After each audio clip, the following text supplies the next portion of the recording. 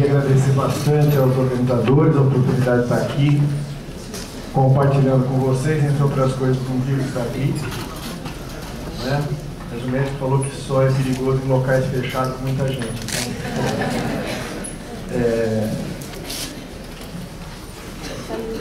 Então, ao refletir sobre os caminhos que nos levem a uma universidade popular, é fundamental, como já foi falado, que a gente pense onde queremos chegar.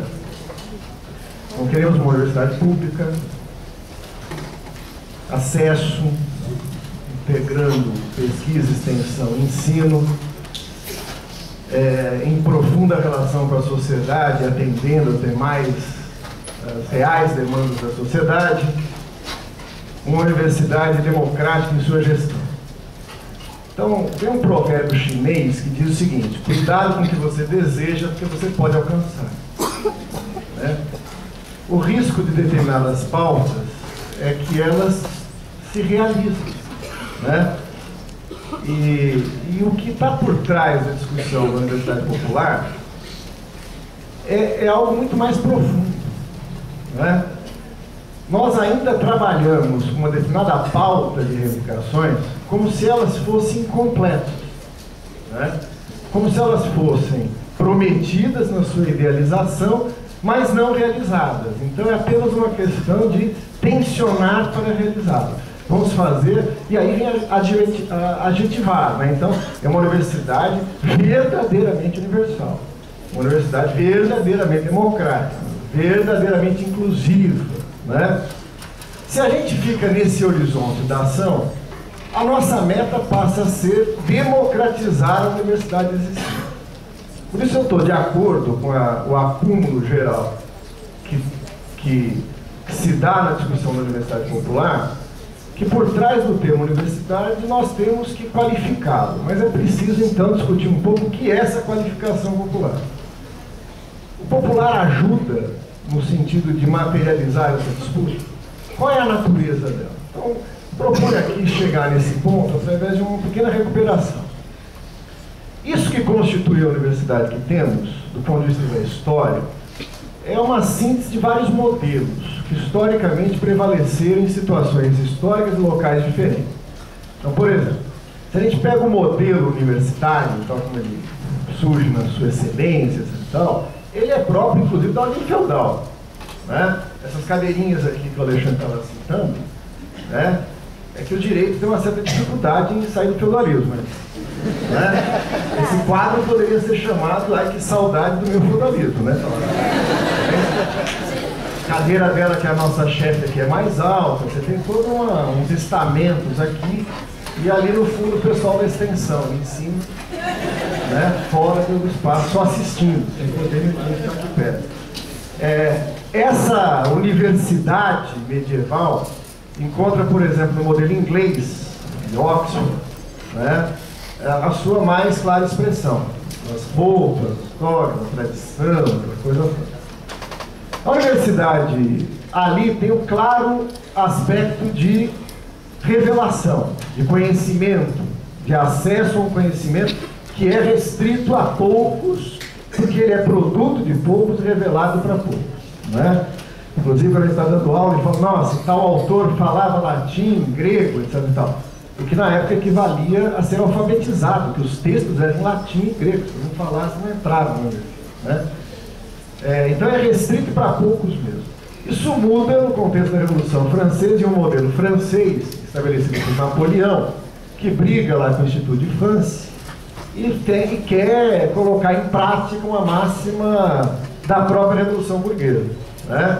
O que a universidade precisa fazer é desenvolver um conhecimento a ser aplicado na transformação da vida. Né? Então ela vai ser formada por faculdades, né, que é um termo kantiano, cada faculdade com seu objeto, método adequado para desvendar esse objeto, chegar às suas leis e achar a sua aplicabilidade. Faculdades, reforma napoleônica para criar esse modelinho de faculdade.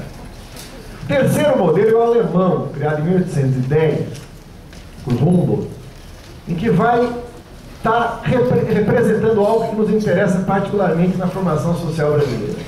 A Alemanha não teve a Revolução Industrial, nem a Revolução Política Burguesa, e o processo histórico que gerou paulatinamente as condições do mundo burguês, né? Nós sabemos que a Alemanha vai ser a via não clássica, por cima, a via Estado, etc. e tal. A universidade tem que acelerar esse processo, criar as condições para que esses elementos da Revolução Burguesa se deem. E é nessa reforma de Humboldt que vai ser colocado como papel da universidade a pesquisa, né? É ele, depois, com um emérito reitor chamado Hegel, né, que vai dar esse impacto no desvendar, na pesquisa, no refinamento, para depois desdobrar isso em aplicabilidade. Ora, a tradução brasileira para isso, ela é diferente, né?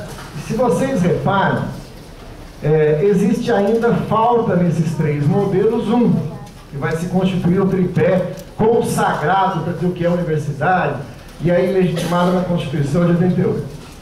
Esse terceiro elemento aparece na América Latina, e aparece em 1918, né? E esse elemento que aparece em 1918, mais especificamente na Argentina, em Córdoba, vem do movimento estudantil, né? Uma rebelião de estudantes, uma greve de estudantes, em conjunto com classes médias radicalizadas, com um incipiente movimento operário, né?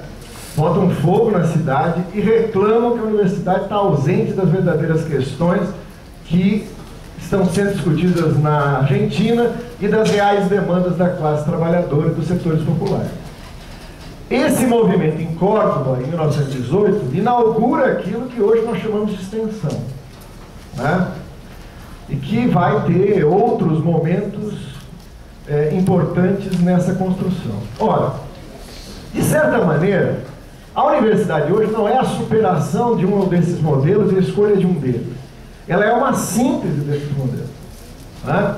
Ela é uma síntese desses modelos. Ela é, na verdade, uma universidade que tem que dar conta dos três níveis, da produção do conhecimento, da sua excelência, da pesquisa, né? E da extensão, né? Ora, mas a extensão não veio como algo subversivo de fora, pautado pelo movimento? Veio, mas é destino de toda ação que se confronta com a ordem e não consegue derrotá-la, ser cooptado pela ordem, né?